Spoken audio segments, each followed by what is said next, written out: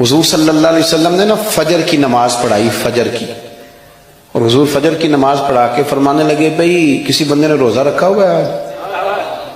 حضرت عمر کہتے ہیں رات کو میرا ارادہ تھا رکھوں، پر سویرے پھر میں نے گرا دیا، نہیں رکھا۔ حضور نے دوسری دفعہ پوچھا بھئی کسی نے روزہ رکھا ہے؟ تو حضرت صدیق اکبر نے ہاتھ کھڑا کیا، عرض کی یا رسول اللہ میں نے رکھا ہوا ہے۔ آپ حکم نہ دیتے تو نہ بتاتا، پر روزہ رکھنا بھی آپ نے توجہ دلائی ہے تو حکم بھی آپ کا بتاؤ تو بتا دیا۔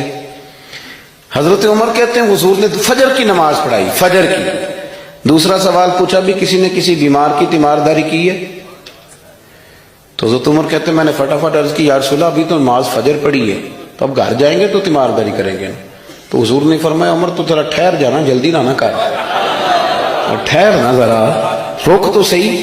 تو حضرت عمر فاروق رضی اللہ تعالیٰ عنہ فرماتے ہیں میں چپ کر گیا۔ حضور نے فرمایا بتاؤ بھی کسی نے تیمارداری کی ہے؟ تو صدیق اکبر نے